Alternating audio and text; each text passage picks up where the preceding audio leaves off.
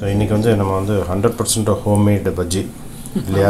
100% correct. So நம்ம வந்து மாவு கூட கடல மாவாகட்டும் அரிசி மாவாகட்டும் எல்லாமே நம்ம ஆற்றுல இருக்கிற பருப்பை வச்சு அரைச்சி நம்மளே பண்ண போகிறோம். மிஷினுக்கும் வெளியே போகல, மாவுக்கும் கடையில் போகல, கடைக்கு போகல. ஆமாம், இப்போ லாக்டவுன் டயத்தில் வெளியில் போய் வாங்க முடியலன்னா கூட இது மாதிரி சூப்பரான பஜ்ஜி பண்ணலாம். இதுதான் ரியல் பஜ்ஜி. அந்த அந்த இப்போ என்ன பண்ணுறான்னு தெரியல கல்யாணத்துலலாம். அந்த காலத்தில் கல்யாணத்துலலாம் இந்த பஜ்ஜி தான் போடுவான். எப்படின்னா ஊற வச்சு அரைக்கிறது. சம்டைம்ஸ் இந்த இட்லி மாவு தோசை மாவுலாம் இருந்தால் கூட அதில் போய் கடல மாவு போட்டுன்னு கூட நம்ம பண்ணலாம். பண்ணி காமிச்சிருக்கோன்னு நினைக்கிறேன். ஸோ அதே மாதிரி இது ரொம்ப டேஸ்ட்டாக இருக்கும். டிஃப்ரென்ஸ் தெரியும் நம்மளுக்கு இந்த பஜ்ஜியில்.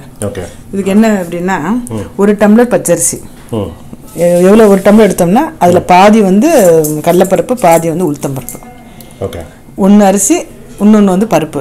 இன்னும் என்ன பருப்புனா பாதி கடலைப்பருப்பு, பாதி உளுத்தம்பருப்பு. சில பேரில் கடலைப்பருப்பு கூட ஒத்துக்காதுன்ட்டு துவரம்பருப்பு கூட பண்ணுவோம் பஜ்ஜி. அதுவும் டேஸ்ட்டாக நல்லாயிருக்கும். ஓகே. இப்போ நான் அடுத்தது வந்து ஒரு டம்ளர் பச்சரிசி, அரை டம்ளர் உளுத்தம்பருப்பு, அரை டம்ளர் கடலைப்பருப்பு, எவ்வளோ காரம் வேணுமோ அந்த மிளகா, இது எல்லாத்தையும் நனைய வச்சு ஊற வச்சுருக்கேன் 2 மணி நேரம். ஊறி இப்போ நல்லா எடுத்துட்டுருக்கேன். இதை வந்து இப்போ வந்து நல்லா மிக்சியில் நைஸாக வந்து உப்பு போட்டு அரைக்கணும். ஓகே. அப்புறம் இதை சொல்கிறேன், அப்புறம் சொல்கிறேன் இதை பற்றி.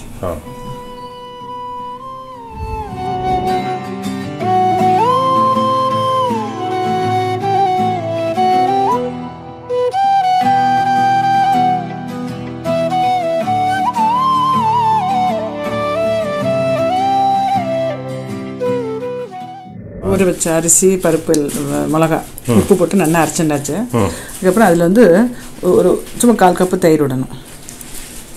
கொஞ்சம் இந்த இதுக்காக வாசனை, புளிப்பு வாசனைக்காக போட்டுட்டு அதுக்கப்புறம் வந்து பெருங்காயத்தை பற்றி சொல்ல. இது வந்து பெருங்காயம். அது நான் எல்லா பட்சணத்துலையும் நம்ம வந்து யூஸ் பண்ணியிருக்கோம். இந்த மாதிரி பேஸ்ட் மாரி மறுபடியும் எங்கே இந்த பேஸ்ட் என்னன்னு கேட்டிருந்தாலே அது இது ரொம்ப டேஸ்ட் நல்லா இருக்குது. இது வந்து எல்லா தாராளமாக வாங்கலாம். இது வந்து எங்கெங்கே கிடைக்குன்னா ஆன்லைனில், எல்லா ஆன்லைனுமே எல்லாம் இருக்குது இல்லையா? அமேசான், ஃப்ளிப்கார்ட், எல்லாம் பிக் பாஸ்கெட் எல்லாம் இருக்குது. சில லோக்கலில் கடையில் வந்து என்னென்ன கடைன்னு தெரியல, நம்ம வந்து இதில் வாங்கியிருக்கோம்.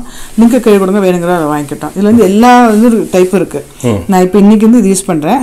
எப்படின்னா இது என்ன அட்வான்டேஜ்னா, இது மாதிரி எவசில் உள்ள வருது. உள்ளே வந்து ஒரு ஸ்பூனில் இது மாதிரி பிளாஸ்டிக் கவரில் கொடுத்துருக்கா. வேணா நம்ம வந்து இந்த பிளாஸ்டிக் கவர் அப்படியே எடுத்துட்டுலாம். இது அப்படியே வந்து இது வந்து ஒரு 3 மாதம் 4 மாதத்துக்கு வரும் தாராளமாக. இது வந்து 1/4 கிலோ அது இதுமாரி கிடைக்கிறது. ஸோ அதுலேருந்து எடுத்து கொஞ்சம் நிறைய யூஸ் பண்ணிக்க எல்லாத்துக்குமே நம்மளோட இதில். அது வந்து இதை போட்டுக்கணும் கொஞ்சம் பெருங்காயம்.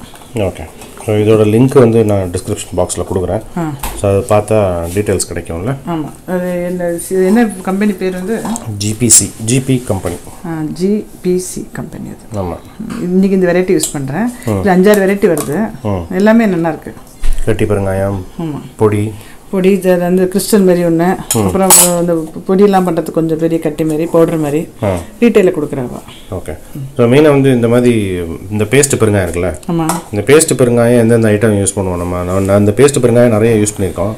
நம்ம நார்மலாக சமையல் எல்லாத்தையுமே ஜாஸ்தியாக தான் யூஸ் பண்ணிட்டு இருப்பேன் நான். அது ஈஸி எடுத்து போடுறதுக்கும் உடனே கரைஞ்சிரும். நம்ம நார்மலாக பண்ணுற தளிகை எல்லாத்துக்கும், சாம்பார், ரசம் எல்லாத்துக்குமே பொறுத்தவரைக்குலாம் மாரி பஜ்ஜி, இப்போ முறுக்கு அது மாதிரி ஏதாவது சீடை அது மாதிரி பண்ணால் கூட ஈஸியாக அது மாதிரி போட்டு பசையறதுக்கு நல்லா வசதியாக இருக்கும். ஓகே. இது நல்லா கலந்துக்கிறேன். இப்போ இந்த 3 காயும் இங்கே கறிக்கி வச்சுருக்கு. பரங்கிக்காய், உருளைக்கிழங்கு, குடமிளகாய். ஆமாம், குடமிளகாய். என்ன ஷேப்பு நம்ம எடுத்துக்க வேண்டியதான். எல்லாத்தையும் நல்லா அலம்பிட்டு கட் பண்ணி வச்சுருக்கேன். போட வேண்டியதான் பஜ்ஜி. அரைக்கும் போது, மாவு அரைக்கும் போது வந்து இந்த பஜ்ஜி மாவு அரைக்கும் போது நம்ம இட்லி தோசைக்கு அரைப்போம் இல்லையா, அந்த மாதிரி இது போட்டுட்டு அப்படி உள்ளே போட்டு எடுக்க வேண்டியதான்.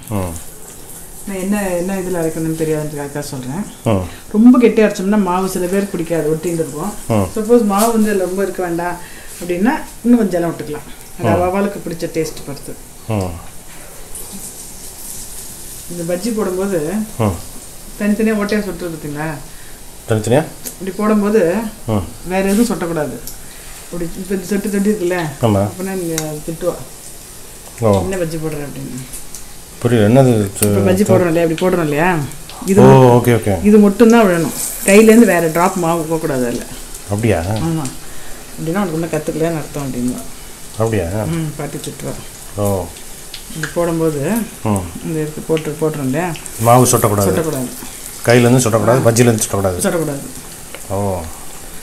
அது கரெக்டான பதம், உனக்கு கரெக்டாக போட தெரியுதுன்னு அர்த்தம். இல்லைன்னா உனக்கு தெரியலன்னு அர்த்தம் அப்படின்னா. ஸோ இது வந்து ஆக்சுவலி நம்ம வந்து மாவும் கடையில் வாங்காமல் அரைக்கிறதுக்கு மிஷினுக்கு போகாமல் இது பண்ணுறதுனால இது வந்து வெறும் பஜ்ஜி இல்லை, அது பாரம்பரிய பஜ்ஜி இல்லை. ஆமாம், பேர் உங்களுக்கு தான் ஒரு டக்கு டக்குன்னு பாரம்பரிய பஜ்ஜி.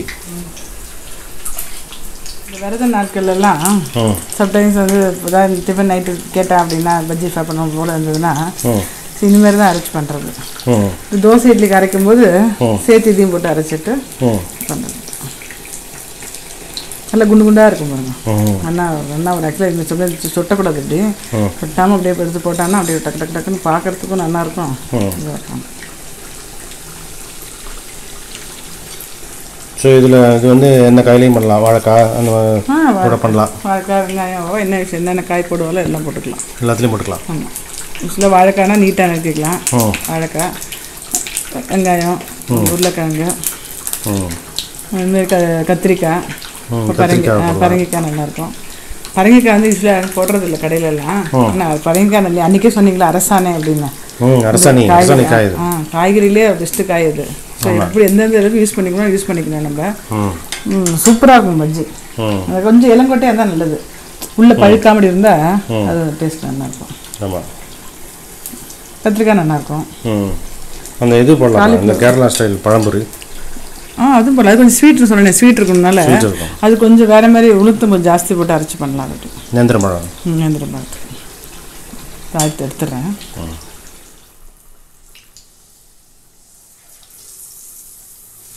இது வந்து உருளைக்கிழங்கு. நல்லா கொஞ்சம் எண்ணெய் சூடாக இருந்ததுன்னா டக்குன்னு பிரிஞ்சு நல்லா உப்பிந்து நல்லா வரும். எண்ணெய் சூடாக இருக்கும். ஸோ பாரம்பரிய முறையில் பஜ்ஜி பண்ணுவது எப்படி அப்படின்னு பார்த்துட்டோம் இன்றைக்கி. ஆமாம், இல்லை 10 நிமிஷத்தில் பண்ணிடலாம். ஊற வைக்கிறது மட்டும்தான் டைம். கல்யாணத்துலலாம் இந்தமாதிரி பஜ்ஜி தான் போடுவோம். கல்யாணங்கள்லாம் இந்த மாதிரி தான் இல்லை. ஆமாம், என்னென்னா ஆறுனா கூட ஒரு மாதிரி ரஃப் ஆகிட்டு அப்படிலாம் ஆகாது. இதே சாஃப்ட்னஸ் இருக்கும், கிறிஸ்பி இருக்கும், நல்லா இருக்கும் அந்த பஜ்ஜி. இது வந்து இது மாதிரி பண்ணி பாருங்கள், ரொம்ப டேஸ்ட்டாக இருக்கும். ஓரளவுக்கு ஹெல்தி பஜ்ஜி. ஆமாம், சூப்பர். இப்போ இதுக்கு தொட்டுக்க வந்து தேங்காய் சட்னி நல்லாயிருக்கும். தேங்காய் சட்னி இருக்கும். இப்போ நீங்கள் சாஸ் இருக்குது, சாஸ் வச்சிடுறேன். ஓகே, தேங்காய் சட்னி வேணால் அரைக்கிறேன். இல்லை சாஸ் இருந்தால் கூட சாஸ் கூட நல்லாயிருக்கும். Super, thank you. வளமாக வாழ்க.